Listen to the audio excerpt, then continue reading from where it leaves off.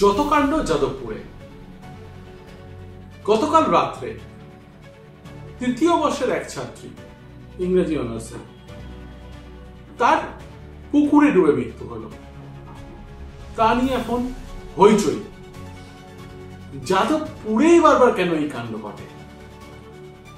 এর আগে 2023 সালে এক ছাত্রকে র্যাগিং করে হোস্টেলের বারান্দা থেকে ফেলে দেওয়া হয় বলে অভিযোগ।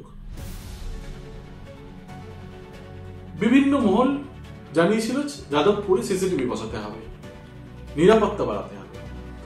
যাদবপুর বিশ্ববিদ্যালয়ে সিসিটিভিও বসে, যদিও হোক্কলরপন্থীরা সিসিটিভি বিরোধিতা করেওছেন।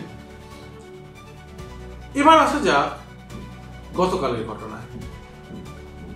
যাদবপুরের ওই ছাত্রী, ইচ্ছাকৃতভাবে আমি নামটা উজ্জ্বল রাখলাম কারণ এখনো জানি না বা এখনো জানা সম্ভব হয়নি এটা ধর্ষণ বা শ্লীলতাহানি এই ধরনের কোনো ঘটনা ঘটেছিল কিনা ওই ছাত্রীর সঙ্গে। শুধুমাত্র মৃত্যুর খবর পাওয়া গেছে, তাই মৃত্যুর আপডেট দেওয়া হচ্ছে, কিন্তু ওই ছাত্রীর নাম উজ্জ্বল রাখা হচ্ছে।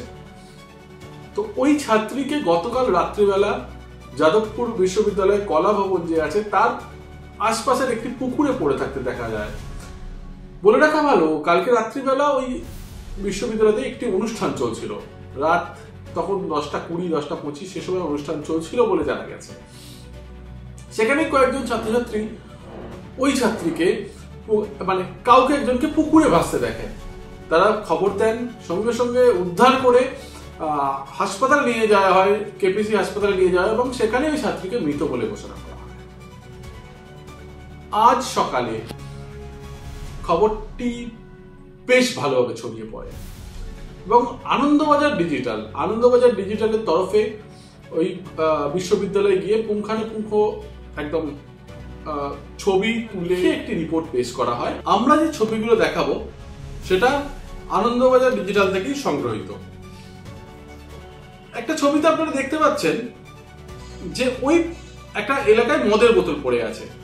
আনন্দবাজারের রিপোর্ট অনুযায়ী এই ভাঙা মদের বোতলটি ঘটনাস্থলের আশপাশে, মানে যেখানে ওই ছাত্রী পুকুরে যে পুকুরে দেহ ভাসতে দেখা যায় তার আশপাশে এই মদের বোতলটি পড়েছিল। তবে এটা কালকের মদের বোতল না আগের মদের বোতল সেটা পুলিশ তদন্ত করে জানতে পারবে, কারণ যাদবপুর বিশ্ববিদ্যালয়তে এগুলো কমন ব্যাপার। এরপর আরেকটা ছবি আপনারা দেখতে পাবেন যেখানে ঘটনাস্থলটি ঘিরে রাখা হয়েছে, অর্থাৎ পাশেই দেখতে পাবেন আপনারা পুকুরটি এবং ঘটনাস্থলটি পুলিশ ঘিরে রেখেছে পুরোপুরি ভাবে।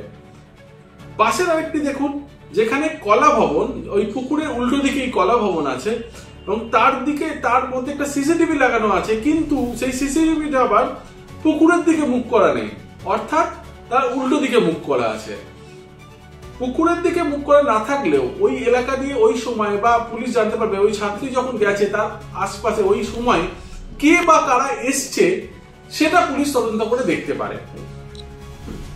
আরো একটি ছবি আপনাদের দেখাবো, যেখানে যাদবপুর বিশ্ববিদ্যালয়ের যে পুকুরে ওই ছাত্রীর দেহ মিলেছে বা ওই ছাত্রীকে পড়ে থাকতে দেখা গেছিল তার সামনেই একটা মানে হোর্ডিং টাঙানো ছিল যেখানে লেখা ছিল যে এই পুকুরে স্নান করা কঠোরভাবে নিষিদ্ধ। কিন্তু তার ওপরে, সেই হোর্ডিং এর ওপরে তরুণ প্রজন্মের স্টুডেন্টরা একটি কাগজ লিখে দেয়। সেই কাগজে লেখা থাকে পরিকাঠামো শুকিয়ে কাঠ, সিসিটিভিতে 68 লাখ। অর্থাৎ যাদবপুর বিশ্ববিদ্যালয়ের কতিপয় ছাত্রছাত্রী সিসিটিভির যে বিরোধী সেটা আবার প্রমাণ হয়েছে। কিভাবে মারা গেল তাহলে ওই ছাত্রী? তাকে কি খুন করা হয়েছে নাকি দুর্ঘটনা? পুলিশ তদন্ত করছে, যদিও যাদবপুর বিশ্ববিদ্যালয় থেকে কতটুকু তথ্য বেরোবে তা জানা নেই, কারণ এর আগে একইভাবে প্রায় ঢাকা পড়ে গেছিল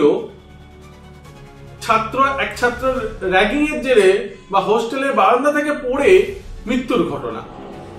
প্রথম কয়েকজনকে গ্রেপ্তার করা হয়েছিল, কিন্তু তারপর বিষয়টাকে নিয়ে অত নাড়াচাড়া করা হয়নি। ঠিক একইভাবে কি ঢাকা পড়ে যাবে এই ঘটনাও?